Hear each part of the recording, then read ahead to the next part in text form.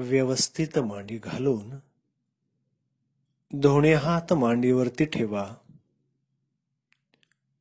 लक्ष समोर श्री माताजींच्या प्रतिमाकडे.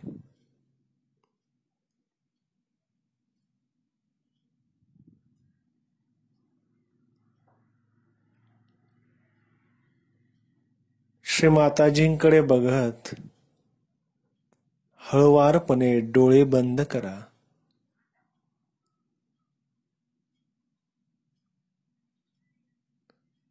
आपलं सर्व लक्ष आपल्या आतमध्ये.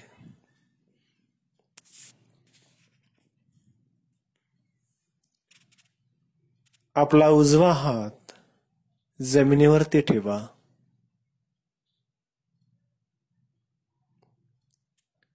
आपल्या आतमध्ये असलेल्या ईश्वरी शक्तीला, जी की आपली वैयक्तिक आई आहे, त्या आईला श्री माताजींना मनातल्या मनात प्रार्थना करूया. आई, माझ्या डाव्या बाजूतील नको असलेल्या गोष्टी, अशुद्ध इच्छा जमिनीमध्ये निघून जाओ. हात मांडीवर.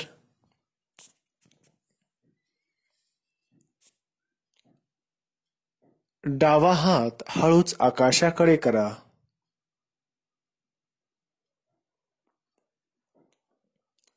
मनातल्या मनात प्रार्थना.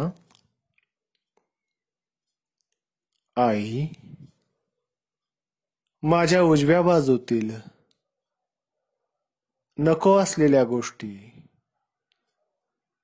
आकाशामध्ये निघून जाओ. उजव्या बाजूचे संतुलन प्रदान करा. हात मांडीवर. दोन्ही हात जमिनीवरती ठेवा. प्रार्थना. आई, मला वर्तमानामध्ये घेऊन या.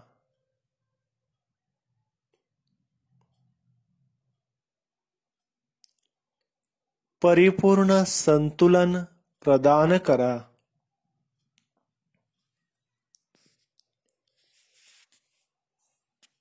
दोन्ही हात मांडीवर. आपला उजवा हात डाव्या बाजूला हृदयावर.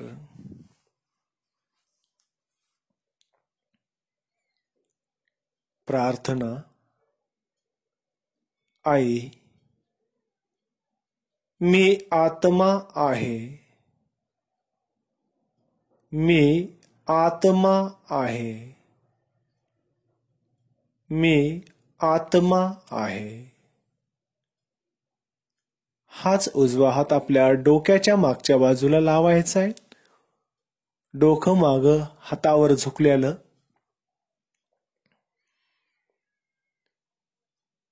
आई,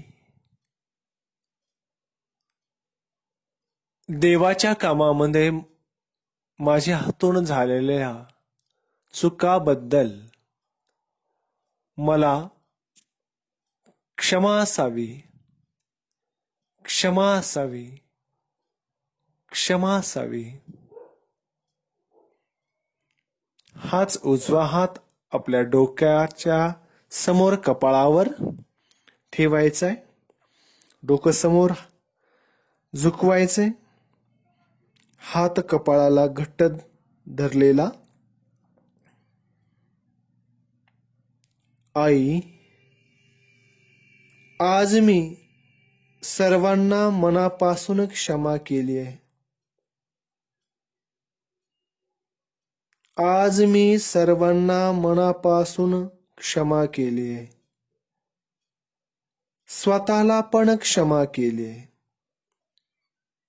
स्वतःला पण क्षमा केली आहे. मान सरळ करायची. मान सरळ करून उजव्या हाताचा तळभाग आपल्या टाळूभागावर ठेवा. हलकासा दाब द्या आणि घडीचा काटा जसा गोल फिरतो तसं फिरवत ईश्वरी शक्तीला, श्री माताजींना प्रार्थना. आई, मला आत्मसाक्षात्कार द्या. माझ्यातील ईश्वरी शक्ती जागी करून द्या. माझा योग घटित करून द्या. लक्ष याच ठिकाणी ठेवायचंय. हात हळूच मांडीवर, लक्ष टाळूभागावर. लक्ष द्यायचंय की आपल्या टाळूभागावर आणि दोन्ही तळहातावर थंड थंड चैतन्याचा अनुभव होत आहे काय. हेच ते ईश्वराचं चैतन्य स्वरूप आहे.